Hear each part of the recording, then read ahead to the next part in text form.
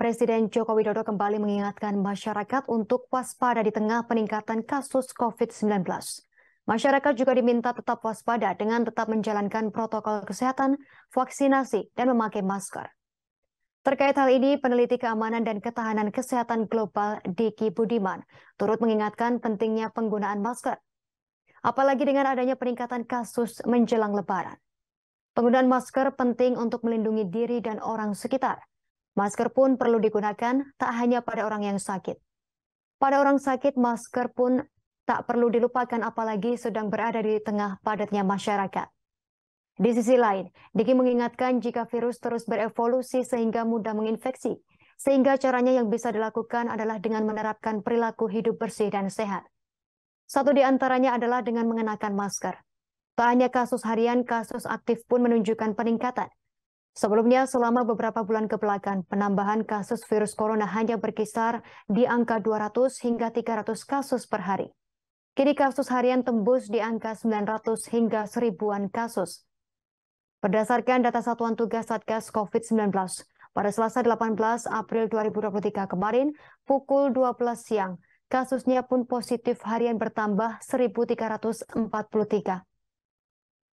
Dengan demikian, total kasus COVID-19 di Indonesia hingga kini mencapai 6.759.153 terhitung sejak kasus pertama diumumkan Presiden Joko Widodo pada 2 Maret 2020.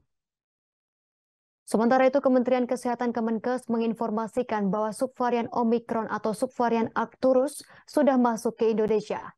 Saat ini total ada 7 kasus subvarian Arcturus yang terkonfirmasi. Sementara itu, Direktur Jenderal Pencegahan dan Pengendalian Penyakit Kementerian Kesehatan Maksi Rondonuwu pada Senin 17 April kemarin mengatakan untuk COVID-19 sendiri, menjelang Hari Raya Idul Fitri memang ada tren peningkatan kasus, sudah menyentuh 900-an angka. Untuk mencegah melonjaknya kasus COVID-19, terutama varian baru Arcturus, Maksi menyebut pihaknya akan melakukan peningkatan surveillance terutama testing dan tracing. Kemudian surveillance genomik juga akan dilakukan. Ada 49 laboratorium yang sudah bisa genomik.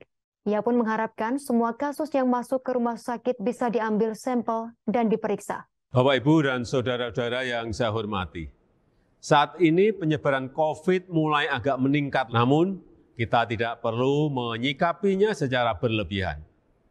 Dan untuk itu, saya mengingatkan kembali pentingnya vaksinasi, baik vaksinasi pertama dan kedua, maupun booster yang pertama dan kedua.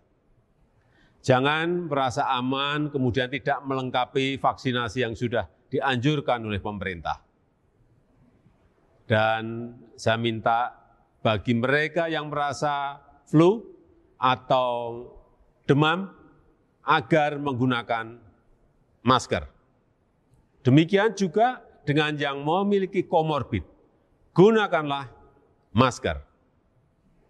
Dan jika bertemu dengan lansia, juga sebaiknya menggunakan masker. Terakhir, jangan lupa untuk mencuci tangan setelah kita berkegiatan. Terima kasih sudah nonton. Jangan lupa like, subscribe, dan share ya.